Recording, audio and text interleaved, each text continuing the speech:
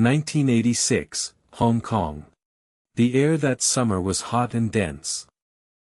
However, the lights of the neon signs that filled the night streets of Tsim Sha Tsui burned more dazzlingly than any other starlight in the world.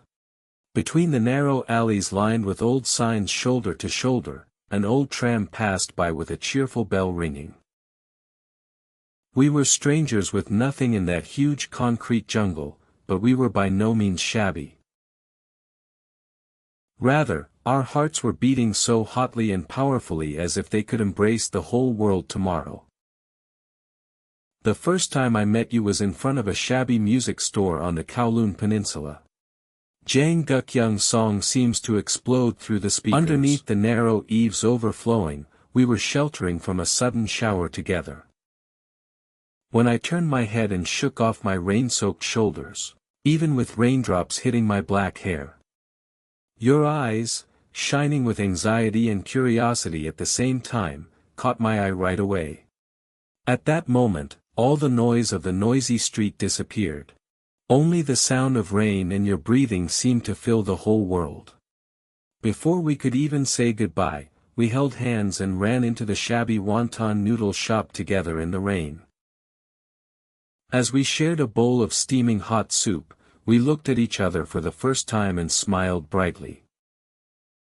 Even in the smell of spices unique to Hong Kong and the noisy waves of Cantonese that filled the narrow restaurant, we focused only on each other's voices.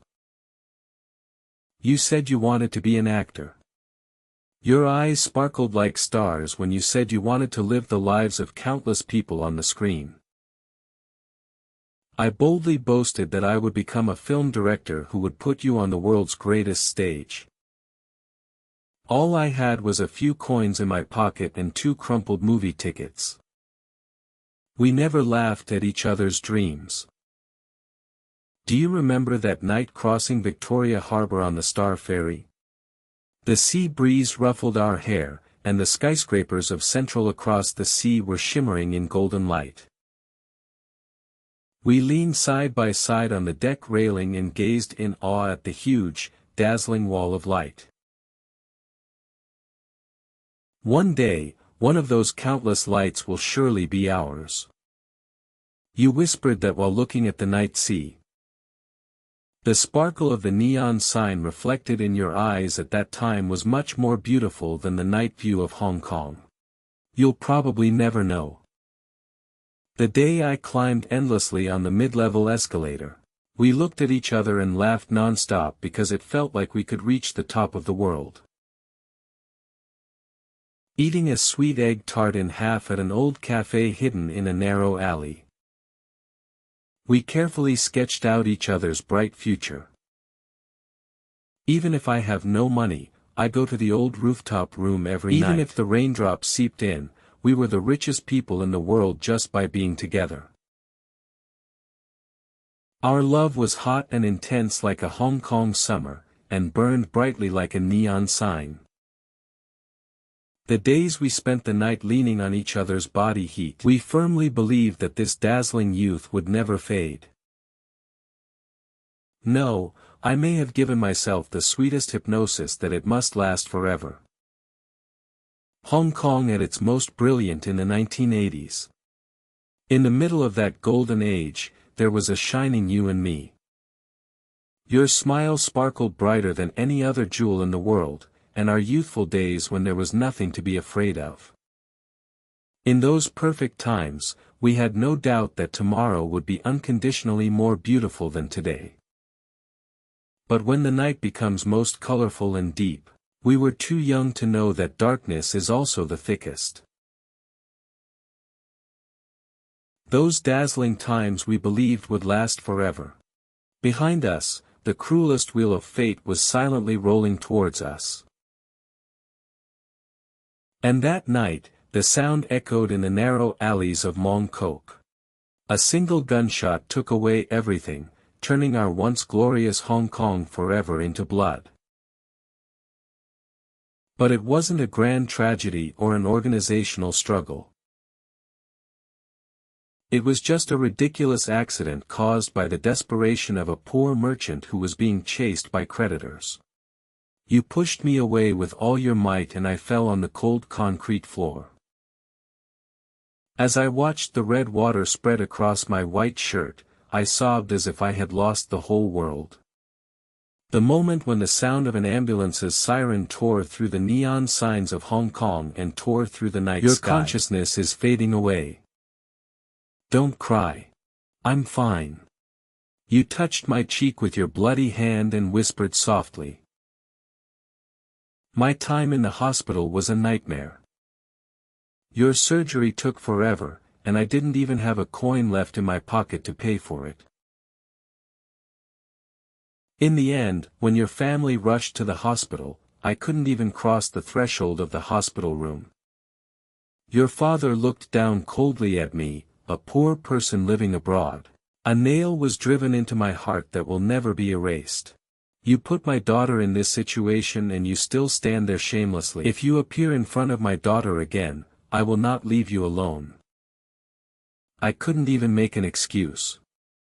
It was me who couldn't protect you, and it was clear that you would be unhappy for the rest of your life with my poor side by your side. In the end, I had to flee Hong Kong without even seeing you open your eyes. That was the only and most miserable love I could ever have for you. The night view of Hong Kong, which I last looked back at from the ferry dock, was still so beautiful that I couldn't help but feel indifferent. As the lights of Victoria Peak that I climbed with you get further away, my heart grew cold as if I had left it there. After returning home, time passed frighteningly quickly. I struggled to survive and worked day and night to build my wealth. My life has seemingly become richer as I started as a clerk at a small corner store and built a large business. My heart was always empty. Sometimes on rainy nights, I would stay up all night with my eyes wide open because I felt the hot and humid air of Hong Kong brush against my nose. How do you live? Have all the wounds from that day healed? Will I become the actor I dreamed of and smile under the bright lights? Did you start a family and have children? You've probably forgotten about me a long time ago and are living in perfect happiness. That's how I endured 50 years, comforting and hurting myself. Before I knew it, my hair had turned gray, and there was an old man standing in the mirror with deep wrinkles on his forehead. In an empty house where I had retired from business and my children had all started their own families, I opened an old wooden box. Inside is a single black and white photo taken with you 50 years ago. There were photos and 2 old movie tickets inside.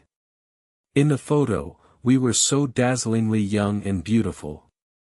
The moment I stroked the photo with trembling hands, the hot tears buried deep in my heart poured out. I wanted to see your face again before I die, just once. I have to see with my own eyes that you are living happily. I felt like I could finally let go of the regrets of my painful life. The next day, I took a trembling heart and boarded a plane to Hong Kong. When I returned to Hong Kong after 50 years, it was completely different from what I remembered. Skyscrapers rose even more dizzyingly, and colorful smart buildings proudly took the place of neon signs. But the smell of the hot and humid sea breeze was no different from that summer of 1986. I searched for traces of the back alleys of Tsim Sha Tsui where we walked together and the old cafe where we shared egg tarts. But 50 years later erased everything. There was a huge shopping mall where the cafe was. I sat down helplessly on an old bench at the Star Ferry dock, devastated. Many people passed by me. In my eyes, there was only a vision of you smiling 50 years ago, wearing a red scarf. Let's give up now. There's no way I'll see you again in this wide world. It was the exact moment when I stood up and tried to turn away. An old leather notebook that someone had dropped hit my toes. The cover of the notebook I picked up without thinking was worn and faded due to the passage of time. And the moment I opened the first page, my heart stopped just like it did 50 years ago. There, a faded black and white photo of us was carefully laminated and attached. Below it, in trembling letters, was written, "Summer 1986, burying my eternal love at Victoria Peak." It was your handwriting. 50 years ago, it was your handwriting that pushed me away and fell on the cold floor. I couldn't breathe. Are you saying that you have held me in your heart for this long? I held my notebook tightly to my chest and started running towards Victoria Peak. I was out of breath and my old heart felt like it was going to burst, but I couldn't stop walking even once. If miracles exist, please allow them to happen to me just once. I sobbed and prayed to the sky,